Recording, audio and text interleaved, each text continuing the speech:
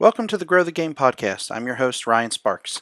On today's episode, we have head coach of the Lakota West Firebirds and Cincinnati Sirens player, Bridget Reeder. All right, so let's get into your history a little bit here. So obviously you're starting out new with the Sirens, right? Like this is I mean, year relatively, but I've kind of been two, around three. for Okay. for close to 5 years now. Okay.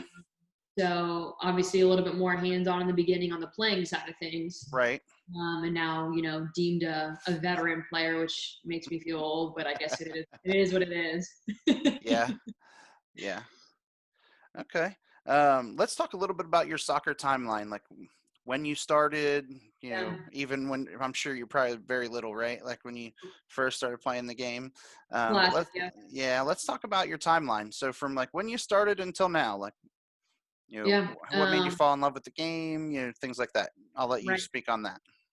So a kind of classic answer, like everybody, started playing when you were little, kind of the say soccer, the pee wee soccer.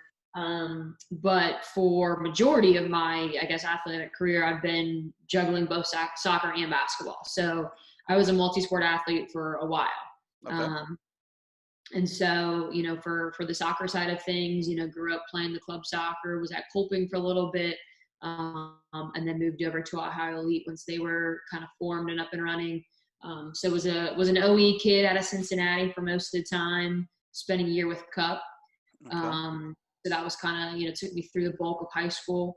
And I was actually a varsity member of Lakota West for the 4 years. So it's kind of nice now where I'm coaching. I'm back at my alma mater. So Right. um, was basketball and soccer actually at Lakota West. So that was again a fun experience, and that was kind of the pivotal time where I had to choose basketball or soccer. Like, what am I going to pursue collegiately? Love both of the games, love playing, but obviously probably my sophomore year is when I really was like, okay, like no more juggling, no more balancing, like it's soccer. And I think my high school coaches, my high school teammates had a big play in that, had a big part in that decision. I think that's where I kind of found the joy in the game again. And so went on, obviously played at Ball State for 4 years. So it was a 4 year starter there and had a very successful career. So I was very blessed with that opportunity. And then really had no inclination of playing at the next level. Didn't really have Right. it on my radar.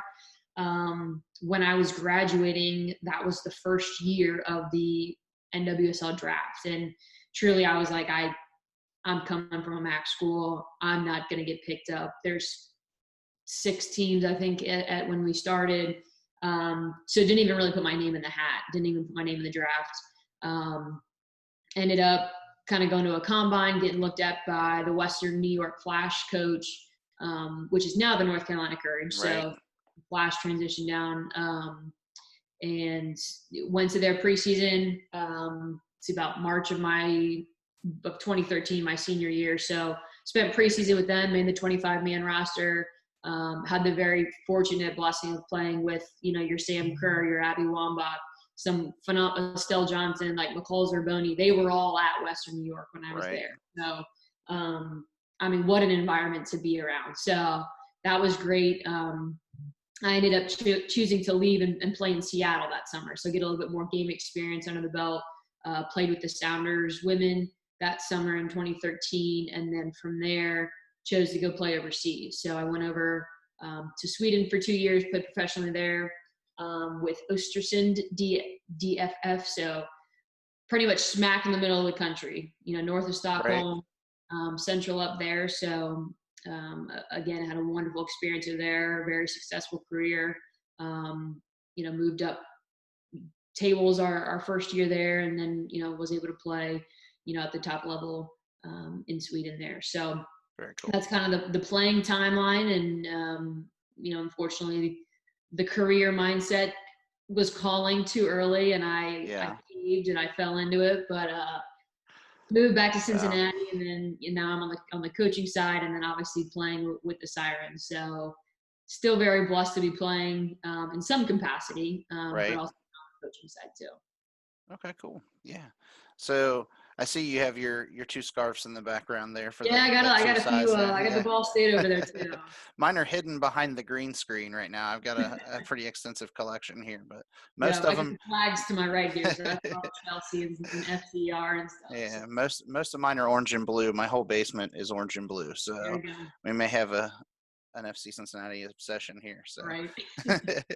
um, so when you came back to Cincinnati, like, were you thinking, okay, I'm just going to focus on my career? Or were you like, hey, while I want to focus on my career, I want to play. Like, I'm still kind of like have that itch to play. Yeah, that was one of the hardest things, and I mean, even still now, like watching some of teammates that I played with in the past, continuing on their Right. careers. What am I doing? Like, Like, I shouldn't have yeah. called it quits, things like that. But truly, I'm in a very fortunate place now. So when I got back, though, yeah, there's obviously still that desire to play.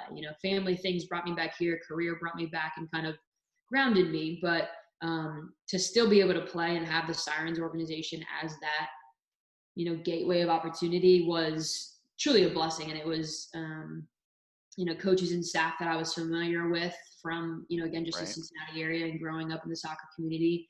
So once I was able to kind of balance this, and again, not ideal, I'd love to just be making the money and the profession out of soccer, but it was a wonderful blend for me where I was able to do both and play at a high level and compete at a high level with and against talented players while still balancing a career. So Okay. can't complain about that. Yeah, that's cool. So are you planning on going on the trip to Europe in 2021 with the Sirens if that happens? If Plan. I obviously mean, if we're gonna everything, yeah, right. right, Like if everything goes like better, I guess. right, Yeah, right. yeah. Yeah, That trip seems like a cool thing, but it's kind of a situation right now. Like, do you want to get on a plane? Where are we at? right, So, right. but yeah, So it looks like you'd be back overseas again. So you'd be back I playing, know, right? Like that would be a I know. pretty cool opportunity for you. So what's the one thing you're looking most forward to, like with this coming OVPL opportunity? Like you as a player coach, like Mhm. how do you feel about the opportunity of playing in the OVPL and having more regionally based league? Right.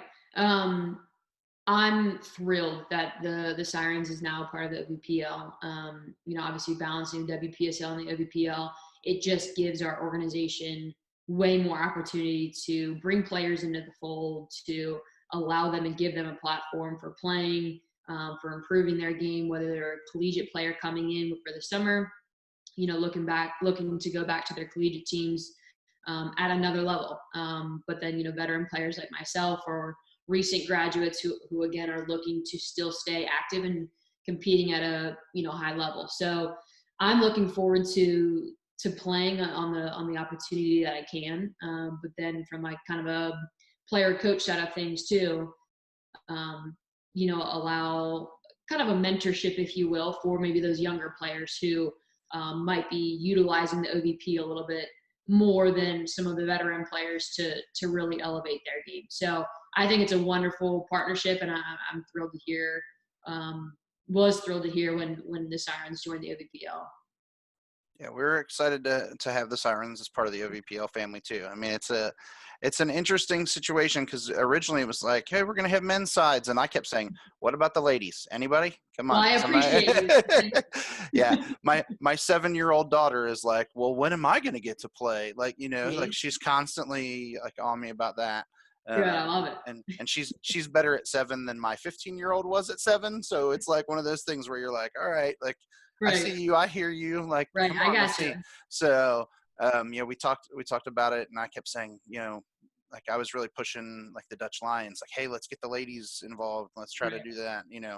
Um, but yeah, it's exciting to see. I mean, there's 5 ladies sides right now that have already committed, and I believe a 6th is coming in That's that's yet awesome. to be announced for 2021. So Good. That's great to hear. yeah, so it looks like we're continuing to kind of grow, and um, I think regional soccer, and I've said this before. I don't know if you've seen me on social media beating that Mhm. drum, but I'm constantly beating the drum for regional leagues because I Yeah. think U.S. soccer is the United States is so big, that it's hard to really put teams in like New York and then play somebody in Cincinnati and then play like the cost of travel is just too much. Right. Right. Exactly. So regional leagues where you've got teams from like Cleveland, Cincinnati, Northern Kentucky, Lexington, like I think that regional league makes it a little bit easier to get everybody involved in playing together, and it helps elevate the game regionally as well.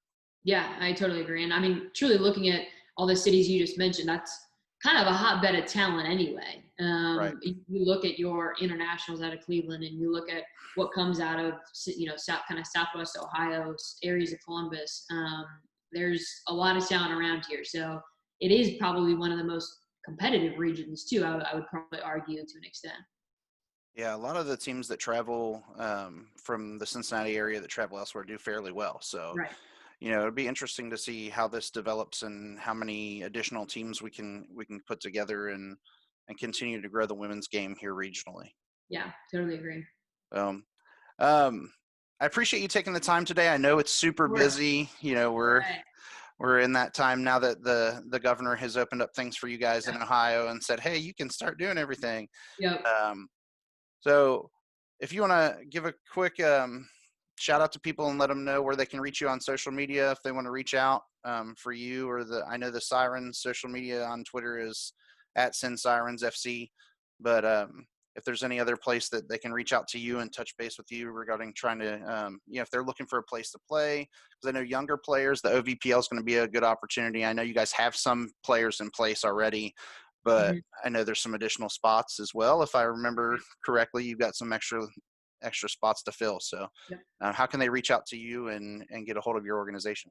Yeah. So again, either, Sin Sirens, like Ryan mentioned, otherwise by all means, you're welcome to reach out to Tara Strad, who's our marketing manager, or myself, via Twitter, Instagram, Facebook, what have you. So, I can give you my Twitter handles and all that good stuff. And, if you want to blast that out, but yeah, we'll put it up on the video. So when we release the videos, everybody can see like places to reach out. Awesome.